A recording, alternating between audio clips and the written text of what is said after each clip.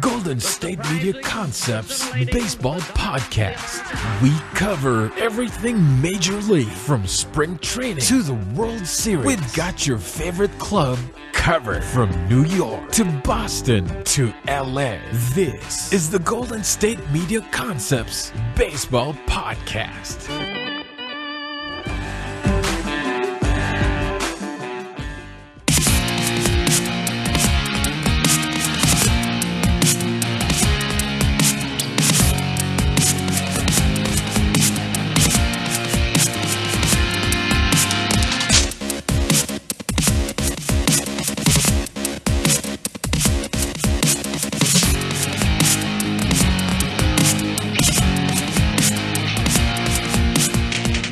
To the Golden State Media Concepts Baseball Podcast, where we recap the news of the week in Major League Baseball. I'm Jeremiah.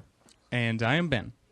So, yeah, man, I got a story not a story, but there's a picture I saw on Twitter yesterday of Oakland Athletics pitcher Sonny Gray and outfielder Billy Burns taking the BART train, I guess, to the for their game against San Francisco Giants, because they're in the Bay Bears series right now. I've done that before myself. Like, I used to go to the O.Co. Coliseum all the time, and we would ride the BART in. The stop is right at the ballpark. Yeah. You just have to cross a bridge, which is maybe a mile long at the most. So it's really, really easy to do. But the thing about this picture, though, was that they're literally right next to a poster of Sonny Gray on the train, and I don't think anyone recognized him, which I don't know if that tells you about these players in baseball, or people in Oakland just don't care. I don't know. I don't think it. I think it's more so people aren't really aware, because I've seen so many videos of people, I know Shaq did it, Richard Sherman, Danica Patrick, where they go undercover as Lyft drivers. Oh, yeah, I did see that. And people sometimes Shaq was in disguises, but Sherman and Patrick weren't even in disguises, and yet people don't even recognize them, and they're talking about oh, do you know about that guy named Richard Sherman, or do you know about that girl NASCAR driver named Danica Patrick, and people still don't catch on until they obviously tell them. So I think it's more so that people just really aren't aware of stuff. I don't know. I remember a segment on the Jimmy Fallon show. I'm not sure if he was on the Tonight Show yet or he was still on late night, but there's a segment that he did with Matt Harvey, who was coming off a really good year. I think it was I don't remember what time of the year this happened, but I remember Matt Harvey went around the streets of New York asking people what they thought of, I guess, the Mets and Matt Harvey, and what, if he's good or... Yeah, I remember he did it too. I remember that, yeah, and then, and all he wore was a hat. No, he didn't. I don't think he had the hat on. I think it was just him, and I think he had combed hair. I think he had the picture of when he was asking people on the streets of, what do you think of Matt Harvey? What do you think of him? And I think when he finally put the hat on with the picture, and everyone was like, "Oh man, that's you." So yeah, I remember that. So it kind of reminds me of things like that. So I just thought it was cool that Sonny Gray and Billy Burns rode the BART train to their game against the. No, they're in Oakland. Yeah, in Oakland. Yeah, I know that. Because like you said, it is just right there. I know that. I don't know if he still does it, but I know that Hunter Pence of the Giants. Yeah, right. He rides a scooter to the games. Yeah, I remember that was a big thing they did when Hunter Pence got traded that year they won the World Series in 2012. So yeah, I remember that. And yeah, so he rides a scooter to the game. I don't know if he still does it, but at one time I think he still might, because I think he still might, because I remember his scooter got stolen. I think last year, and that sucks. I know it does. But yeah, he's also one of my favorite guys in the league too, Hunter Pence. All right, so what we're going to talk about on this episode of the show is we'll always bring you live recaps. There's games going on right now. We have the College World Series going on, the Game 3 between Coastal Carolina and Arizona. So it's in the bottom of the sixth. Coastal Carolina have a 4-2 lead. This is a winner-take-all game. The winner does win the national championship. So Coastal Carolina, little 2-run lead there as they are in the bottom of the sixth. So we're going to talk about the Miami Marlins, who currently have a wild card spot. They are 41-37. Break down the surprising season they had so far and if they can keep it up as we approach the All-Star break and after the All-Star break. Then we're going to jump and talk about the Mets. They had quite some unfortunate events happened to them recently. They just got swept by the Nationals.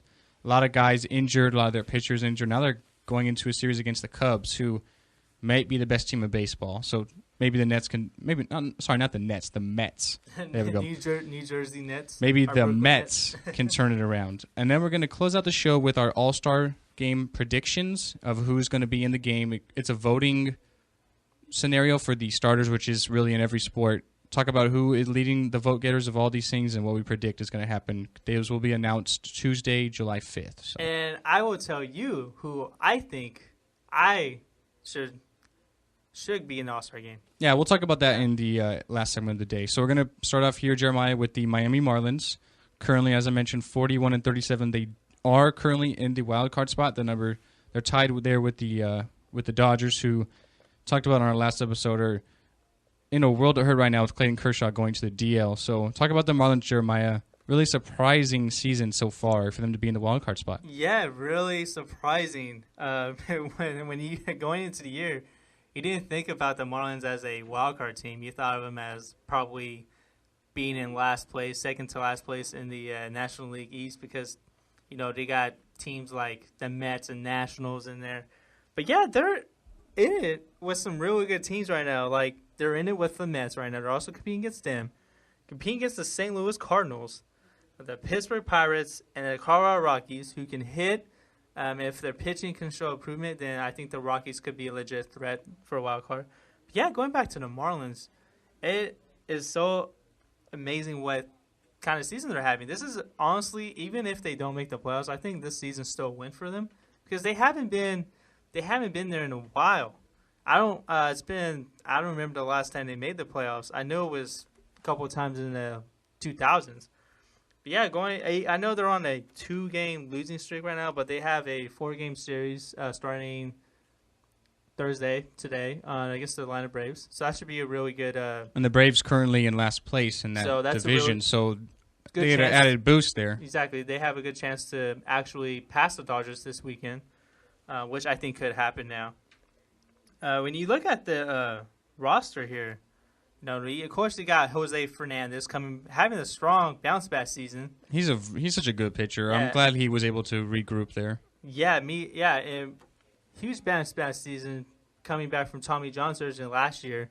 Kind of hit his stride towards late in the year, and just still going that same stride that he's going. He's such a good strikeout pitcher. So his strikeout to 9 innings ratio is just above 13. Yeah, and that is amazing. But I want to talk about one of the breakout players this year, Marcell Ozuna, who has a 319 average, 16 home runs, leads the team, 44 RBIs, also leading the team. And he also got guys like Christian Yelich, who has been he's kind of slowed down a little bit, but he had a really hot start. They're looking for good things for him. Martin Prado is actually having a really good year. He's been a hitting machine, actually. He's hitting 316. Yeah, he's been a hitting machine. And, of course, Giancarlo Stanton, he's struggling a little bit, striking out a lot this year. But, come on, he's still one of the best power hitters in the game. So once he gets hot, this team's going to be really tough to beat. They're going to be exciting to watch. Yeah, I wanted to talk about Giancarlo Stanton because you mentioned he's not having a great season. He's only hitting 223. He's got 15 home runs and 40 RBIs, which is not bad. That's right behind Ozuna, as you mentioned. But if you were to say, okay, the Marlins are 41-37, you would think that Stanton will be having maybe an MVP caliber season, but they're really doing it without him being very consistent. Exactly. You mentioned a great power hitter. He does have 15. But the average, he's really kind of like a home run or bust. So you would think that if they were to be in a wild card spot, you would need him to really contribute, and he's not doing that consistently. So that's what I find most surprising about Miami. That's why too. That's why I think it's so surprising. They're probably getting the worst year out of Stanton that he's had in a while. And they signed him to that monster deal, the biggest ever, $325 million. Yes. Yeah, that fat contract that he And with signed. Baseball, it's all guaranteed. Exactly, so yeah. $325 million, he's not necessarily playing like it. I don't think anyone could really play like that. But No. So I'm really surprised that the Marlins are doing what they are without him being so productive. Yeah, they're getting. I'm surprisingly they're being so productive with the other pitchers on the rotation. You got Tom Kohler, who has an ERA of 4.4. He's had a couple of good starts here and there, really inconsistent. You can say the same thing about Adam Conley. They expect good things from this kid in the future, but he's still been inconsistent. I remember he had a no-hitter going to the eighth. He didn't finish that game because he went over 100 pitches. Wai Yin Chen, he's been actually he's been okay. He has an ERA of 5, but he's been good when he needs to be. And David Phelps, he's actually been good in the bullpen. But yeah, the rotation kind of really scares me a little bit because after Fernandez, it's a huge drop-off. So, kind of like the Dodgers with Kershaw. Yeah, so even if they do happen to make the wild card, Fernandez is most likely going to start that game, as he should. And if they happen to win that game, I just don't see him going that far in the playoffs, even though their lineup has been really, really good this year, actually, because they're getting production from Ozuna, Yelich, even Justin Bour, their first baseman. He's also an all-or-nothing guy, but he's hitting really well lately. I just don't see him making a deep playoff run this year. I think if they beef up their rotation a little bit, if they happen to get a couple arms trade deadline, then maybe I can see it. But as of right now, the guys that they have on the roster, I just don't see them making a deep playoff run if they clinch that wild card spot. Yeah, definitely if they were to not do that, as Jeremiah mentioned, still a very impressive season for them to not really be mentioned at the beginning of the season to be there to end up getting a playoff spot would be great for the Marlins. But we're going to take our quick commercial break here. It's our first of the show at the GSMC Baseball Podcast, and we'll be right back to talk about some breaking news going on. The Dodgers actually acquired a pitcher. I'll talk to you about that. So with the injury of Kershaw, need to make a move, and they did. And then we'll recap some games going on, and we'll jump in to talk about the Mets having some unfortunate events happening to them. We'll be right back here at the GSMC Podcast Network. Tired of searching the vast jungle of podcasts? Now listen close and hear this out. There's a podcast network that covers just about everything that you've been searching. The Golden State Media Concepts Podcast Network is here. Nothing less than a podcast bliss with endless hours of podcast coverage.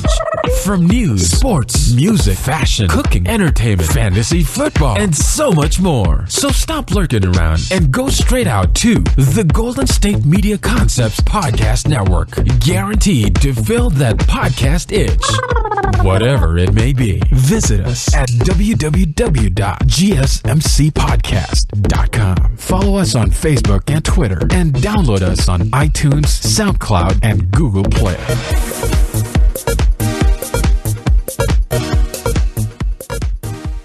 Welcome back to the Golden State Media Concepts Baseball Podcast. We got a couple updates for you guys. College World Series, top of the 7, still 4-2. Coastal Carolina still on top. Both those teams actually scored their respective runs in that 6th inning. So we were scoreless before the 6th. So quite impressive. And some scores around Major League Baseball right now. The Yankees and Rangers are tied 1-1 in the bottom of the 7th inning. Michael Pineda is pitching a real good game today. Twins and White Sox are going head-to-head. The Sox lead 4-2. And bottom of the 4th, in the Dodgers and Milwaukee. Dodgers are winning 3-1. So Pineda has pitching really solid so far. So yeah. And some more Dodgers pitching news. They actually just acquired Bud Norris from the Braves, according to multiple reports. Ken Rosenthal from Fox Sports was first to break the news. He is scheduled to start for tomorrow for Clayton Kershaw, who would have started before he went to the DL. So he's currently 3-7 with a 4.22 ERA. So not necessarily such a great season. 4.22 is it's not terrible, but it's not the best. But they definitely need some help with Kershaw on the DL. So not being shy and making a move there for Bud Norris of the Braves. Yeah, I remember Bud Norris actually did start in the Atlanta Braves rotation, but he pitched dreadfully throughout April. He had an ERA just under 9, and he lost the spot after, pitching poorly. But yeah, going back to the Dodgers' injuries here, they got, Kershaw, who's on the DL as of today, Alex Wood, Brett Anderson, Brandon McCarthy, Hoon Jin Ryu, and So, yeah, pretty much their rotation as of right now will be Scott Kazmir, Kenta Maeda, Julio Urias, Brock Stewart, and Buck Norris now. So their rotation is not what it was projected to be heading in the beginning of the year, and it's completely a different rotation that we thought we would see. Yeah, unfortunately for them. But we're going to transition here to talk about the Mets. Jeremiah, the Mets not doing too well as of late. No, they just got swept by the Washington Nationals yesterday in the 3-game series, and they didn't even play well in that series. They lost Monday 11-4, Game 2 5-0, and then yesterday's game 4-2. And surprisingly enough, that sweep actually brought the Mets to third place. They're 6 games behind. You know who's in second place? The Miami Marlins. The aforementioned Miami Marlins. Miami Marlins are 5.5 games back. 5.5 back, but yeah. So it's looking like, as of right now, it is a 3-team race. Actually, the Marlins actually have one more win than the Mets do right now. They have 41. Mets only have 40. So not only that, they got injuries to the rotation too. The Mets are really banged up. Syndergaard, he's not going to disable this. He's staying in the rotation, but he does have that bone spur. That's definitely really, really risky. He's kind of playing it down that it's not a big deal, but I don't necessarily agree with that. No. Steven Matz is also having problems too. He's been battling injuries since he came up last year. Even in the minors, Matz also has some injuries there too. And then Matt Harvey, who really is kind of looked at as the ace of that staff, along with Syndergaard, but he's had his highs and he's had his lows this year. He's been on a roller coaster ride, so he's up and down. I guess you could really say their most consistent starter all year might even be Bartolo Colon. It's turning back the clocks, and Colon, I mean the Mets. Bartolo Colon is the man right now. the Mets, it's really unfortunate because got to the World Series last year. Unfortunately, they got swept, but everyone looked at them as like, okay, they're that team along with the Cubs who really battled there in the National League, and they were doing great, and then just injuries just came out of nowhere. So Cespedes has been injured. Talked about their rotation. It's not looking good for New York Mets. No, it is really not. Because some people thought this was the best rotation in all baseball, heading to the season.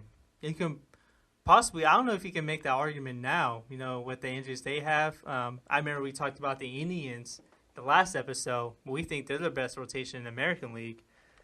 But yeah, when you don't forget Jacob deGrom has also had a couple of problems as well, but he's been really consistent this year also. So yeah, it's really tough to see what we're going to see from the Mets heading to their weekend series against the Chicago Cubs. I don't really know what to expect with the Mets, not necessarily with the Cubs, but just in general, because with the injury concerns, I don't know how to take it. Harvey's inconsistency, can Cespedes going to turn around after being injured, and then their schedule has just hurt them. Playing the Nationals, had to go out there, and then they're playing the Cubs, who they just got swept by the Cardinals, but they really turned it around the last few games. Chris Bryant had a monster game the other day. He had 3 home runs. So 2 doubles also. Yeah, 5 hits. 5 extra base hits. It doesn't get any easier getting swept for the Mets that they have to go and play the Cubs now. Yeah, and not only that, they need a lot of help from this lineup as well. Cespedes, he's been probably the best player on that team since he got traded to them last year. Yeah, he leads them in every offensive category. Yeah, so. And you got Neil Walker, who had a hot start in April. He kind of slowed down. Curtis Granderson, he's up and up. And they just got Jose Reyes. They just signed him back. Yeah. Bringing back Jose Reyes after he was cleared waivers on Saturday. They bring him back. I think that's an interesting move. I think with Jose Reyes, really low risk, high reward, because I agree. They're not going to pay him anything. He does have the off the field stuff. He's had the injury concerns, but he knows that system. He knows that organization. Really, his best years of his life as part of the New York Mets. So maybe he can fill in. They have the injury concerns. David Wright's on the DL as well, so maybe he can fill in every now and then, be a productive shortstop, third baseman, second baseman, somewhere in the infield. Yeah, they will find a spot for him to play whenever he's needed. And I remember on a couple episodes ago, we were talking about Jose Reyes. I said I wouldn't be surprised going to the Mets, so. You did, and you were actually right, Jeremiah. Exactly. So I got something my right. hat goes off to you. Good job, buddy. Thank you. Literally took off your hat right now. I don't have a hat, but it's okay. You don't have to tell people that. But well, I already did. So. Oh, okay. Whatever. Okay, but yeah, going back to Jose Reyes, I see him as being a very, very productive player for the Mets now, because they have so many injuries in the infield. David Wright, who's probably, I don't know when he's going to come back in.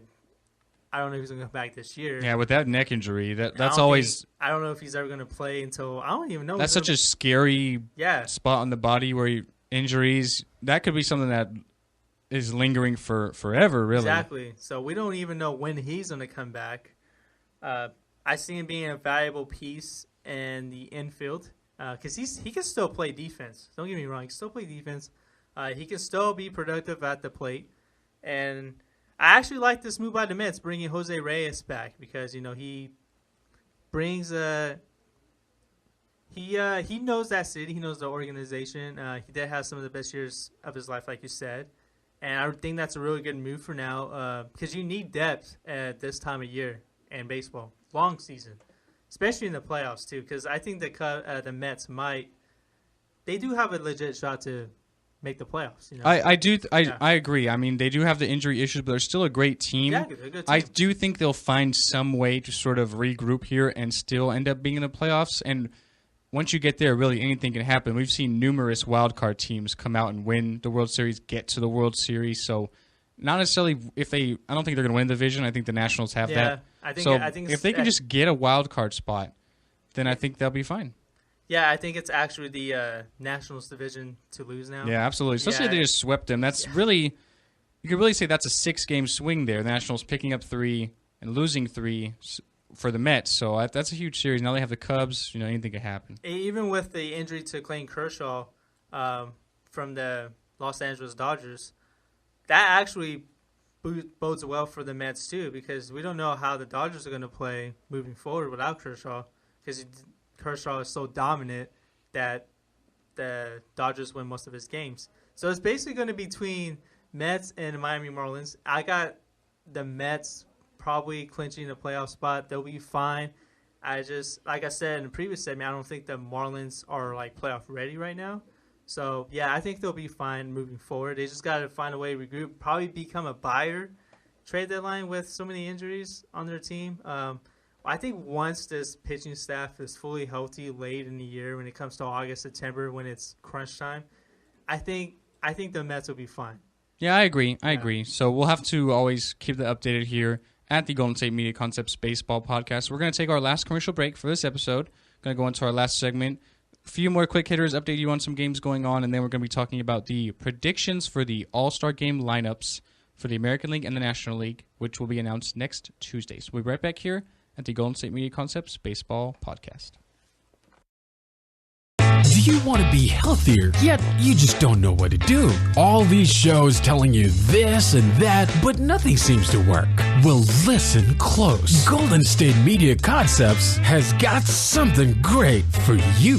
The Health and Wellness Podcast dedicated to workout trends, healthy eating habits, diet, and everything about healthy living. Join us in our banters as we help you not just live life to the fullest, but live it to the healthiest.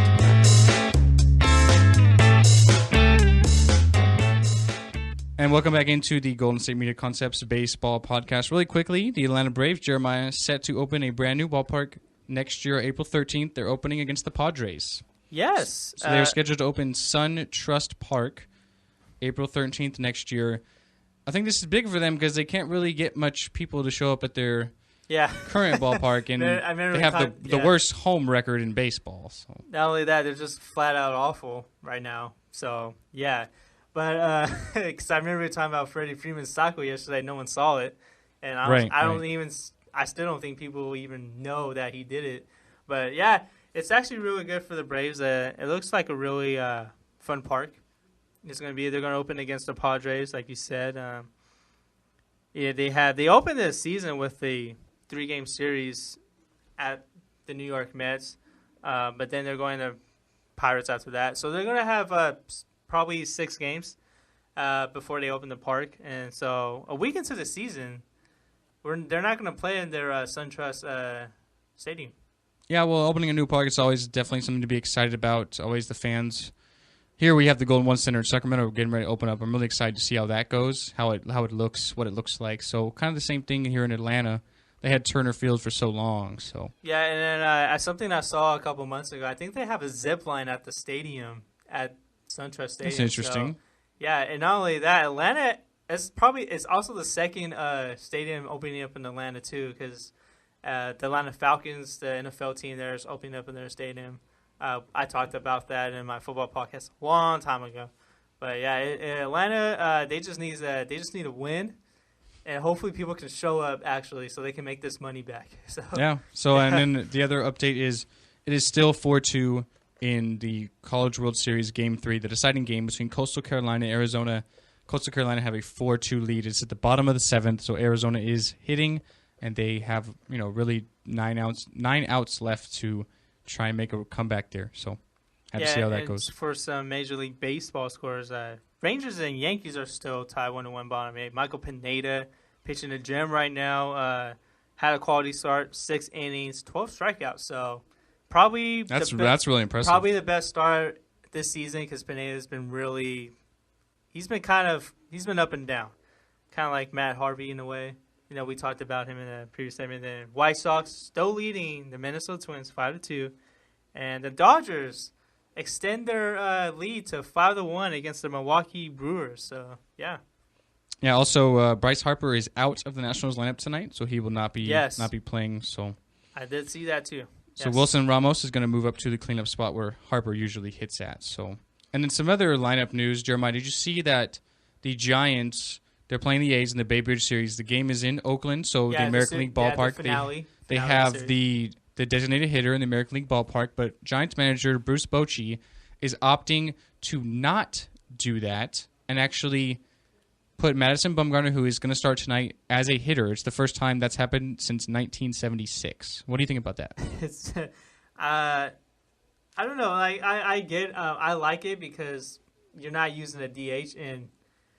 I kind of hate the designated hitter rule in a way. I feel like if they're going to have it, they need to have it in both leagues or not at all. Because I feel like, especially when it comes to World Series time, the National League has such an advantage because you could throw out what Bochy and the Giants are doing with Mad Bum tonight. Okay, so say they were to have a DH. Normally in the National League, you don't have that extra hitter. So you're basically getting an advantage by allowing an extra hitter to hit instead of your scheduled pitcher. In the American League, you're normally used to having that hitter. So when you go to a National League ballpark, you have to sort of do the reverse there, and you're losing a hitter by putting someone like a pitcher who is in the lineup who never hits. So I feel like when the National League team goes to the AL ballpark, they're gaining a hitter.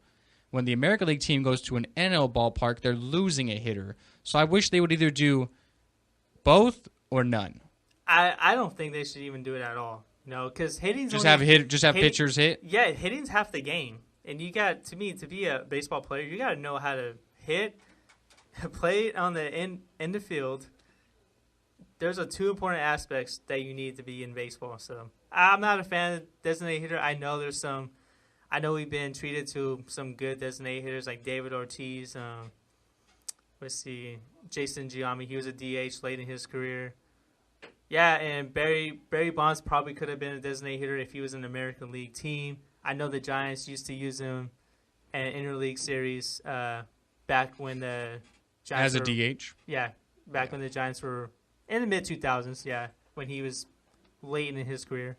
But yeah, I'm not a fan of it at all. I know they even implement it sometimes in the All Star Game when it's at American League ballpark.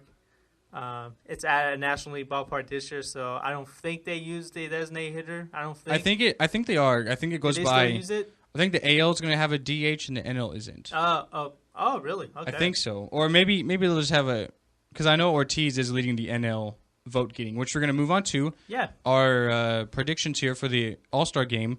Obviously, it goes by a fan vote, so we're going to break down.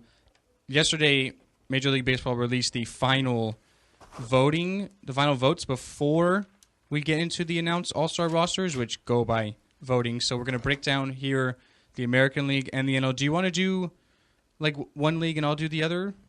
Sure. I don't care. I'll do the National League. Okay, so do you want to go? Go ahead. Okay. And then we'll do like our reactions, what we think about it.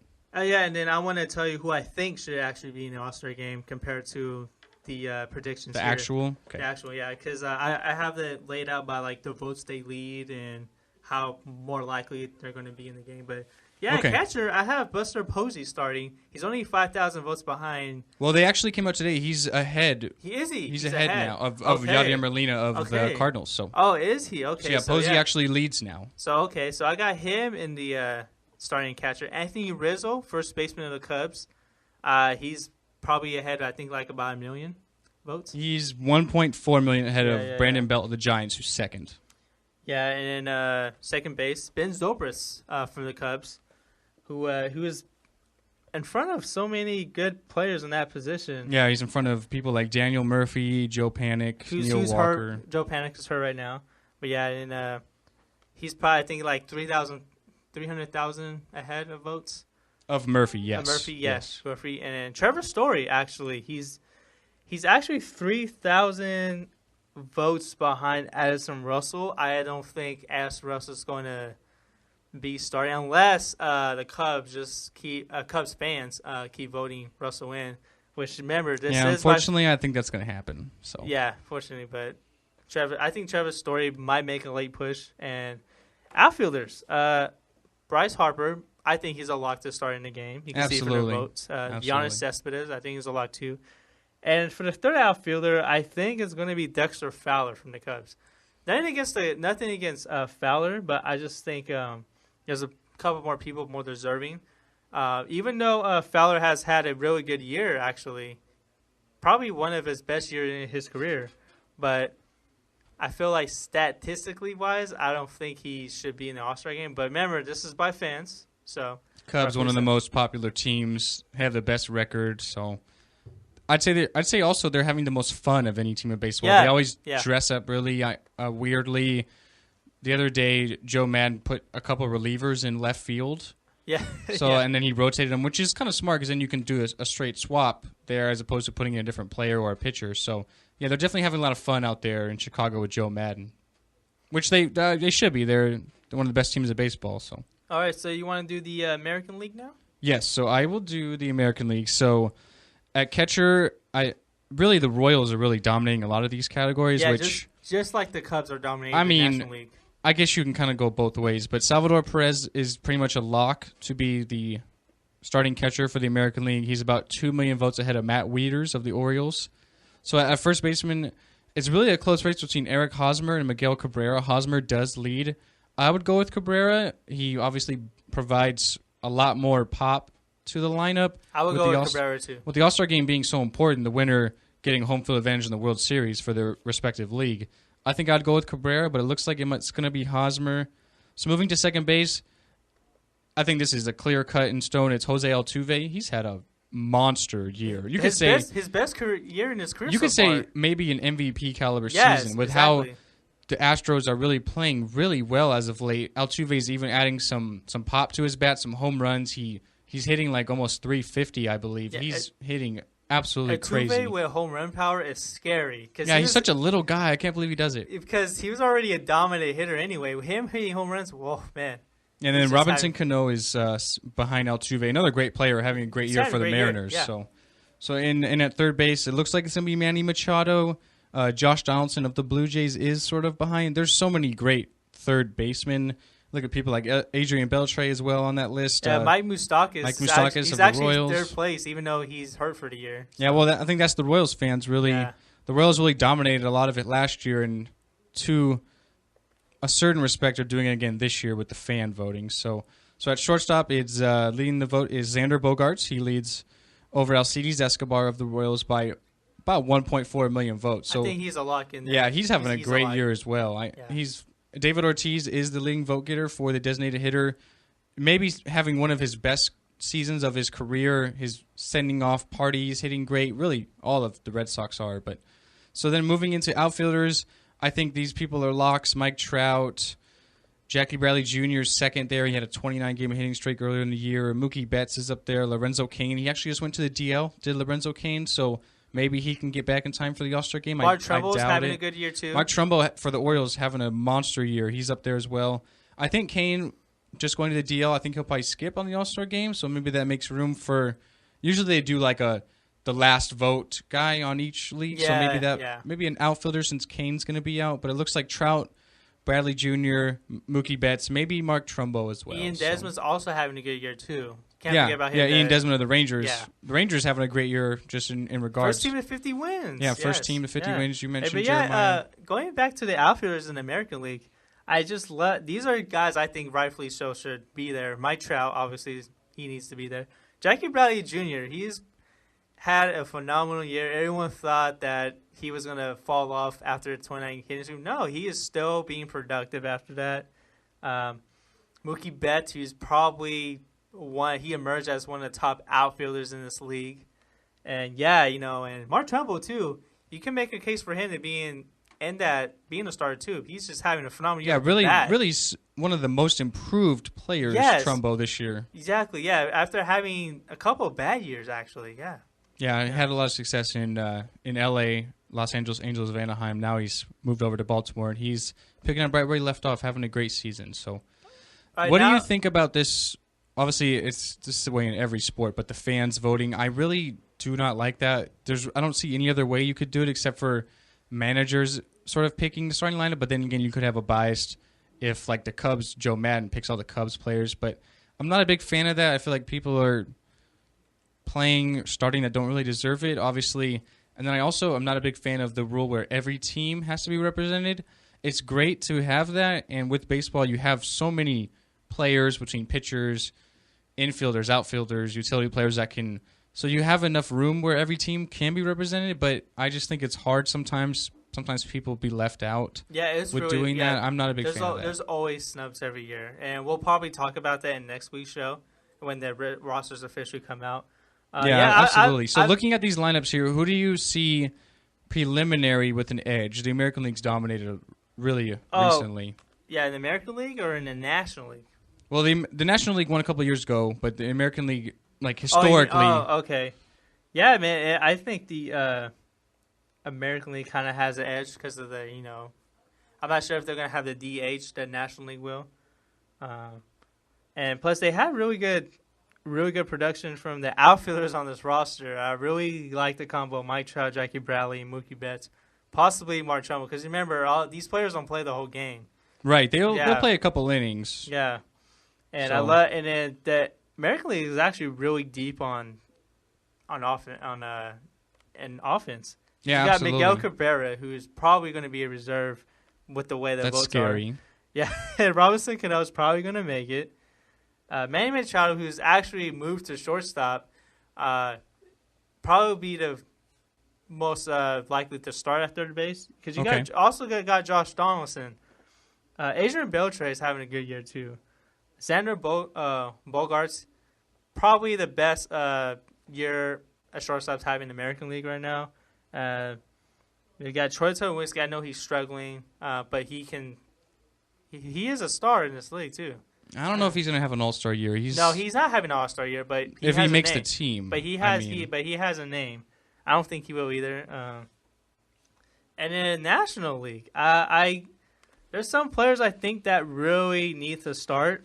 Like Anthony Rizzo, rightfully so, should start. Buster Posey, I think he's a clear-cut starter. Yeah, he's barely leading over Molina, and looks like he's going to keep that, I believe. So yeah, and then second baseman, I really think Daniel Murphy should be the starter there, leading the league in hitting, and actually leading the National League in hitting. And third baseman, Nolan Ariano. He's leading the home runs. He's having quite a year. I understand Chris Bryant is really good, but I think Nolan Arenado's having a better year. That's just me. Yeah, Bryant had a great game the other day, but I would agree. Ariano is having probably the year of his his career. So yeah, and not only that, Ariano is still really young too, so this might not be his best year, which is pretty scary. Yeah, But definitely. I think he needs to be the starter in this game. Even Matt Carpenter, too. I don't think he'll get in, but he should be in there. Okay. So it's going to be quite an interesting game, and the game is, I believe, July 12th, so we'll have to definitely do a recap of that. Also recap of things like the Home Run Derby, which is the day before. We don't have an idea of who's going to be in that quite yet, but we'll have to wait and see. David Ortiz made some headlines recently saying he's opting to skip out because it really takes a wear and tear on your body. Yeah. So have to see how that goes, see who goes in there, see who comes out on top. Which could be a problem for Madison Bumgarner if he does participate in that event. Yeah, and there's been talks that he might be interested in doing it. Maybe baseball will invite him. We talked about it on one of our previous episodes. But this is going to, unfortunately, Jeremiah, conclude this episode. Wow. Already? Come on. Yeah, well, time's flying. You know, time flies when you have fun, they say. So. Okay, before we go, we're tuning in next week. We'll probably talk about break down the rosters for both All-Star teams and our predictions. See if there's any surprises in there. See who gets the reserve spots. We'll talk about probably the final vote, the pitchers that are also in the game, and our predictions for the winner, and probably talk about that. Yeah, and anything else that comes up between now and next week with baseball. There's games every day, so there's always something to talk about. So, unfortunately, this will end it. Real quick before we leave, it is the top of the 8th. Coastal Carolina is still holding a 4-2 lead over Arizona in Game 3 of the College World Series, so maybe Coastal Carolina can hold on there to get their first national championship over Arizona. But you can always listen to us a number of ways. So we have things like the GSMCpodcast.com. That's where our podcast network's website is. There's so many great podcasts on there. Some sports-related, some not. You can find things like relationships, health and wellness. The sci-fi one's really good. I've heard that one a lot. Technology. There's so many more coming out soon to end this year and into early 2017 as well that are going to be coming to you. Make sure you listen to those as well. Don't forget to listen to my football podcast, guys. Jeremiah does football. I do the sports one and the soccer one as well. So definitely great soccer stuff going on. We have the Euro 2016 tournament going on right now, which we always talk about on this show. But you can also hear us on things like iTunes, SoundCloud, Stitcher, Google Play. You can find us on YouTube, on Twitter. We're at GSMC_baseball, as well as Instagram, same handle. So there's, as Jeremiah said last time, there's no excuses to why you can't hear us. And it's free. It is free, so it's free $99. No charge. And then I just want to say happy 4th of July to all you guys. Have a fun and safe holiday. Yeah, definitely. There's always great baseball 4th of July, too. There's a lot of great matinee games. Usually they launch fireworks. It's really great. Yeah, so what do you have planned for 4th of July, Ben? I have the most fun thing to do, which is working. Oh, boy. So I get to work. I get to work from 8 to 4:30, so not too bad. So I will be able to go home, have like a small barbecue, spend some time with my family and my girlfriend, launch some fireworks, and then I'm off the next day, Tuesday. So. Oh, okay. So it's not so bad. Yeah, I'm not much of like I'm not a big partier guy. Like occasionally I'll have some fun. I'm not a big like alcohol drinker guy, so I don't get too crazy for really anything. But yeah, so I will be off the next day, but. Yeah, I don't know what I'm going to do yet. I do not know because I don't have to come in to the office to Monday because me and Alex are actually off from our football show. Yeah. I'm actually I might have to go to my other job on Monday at one of the TV stations up here. I'm actually trying to come in on a different day, but if I can't go on a different day, I'm going to have to go in probably earlier on Monday so that way I can have the night to myself. So, yeah, for all you guys listening to this podcast on 4th of July weekend, be safe, have a good holiday, and spend some time with your families, guys. Yeah, definitely. So this is going to conclude this episode. Thank you for listening, guys, and hope you have a good week, good 4th of July if you're here in America, and thank you for listening. America. No.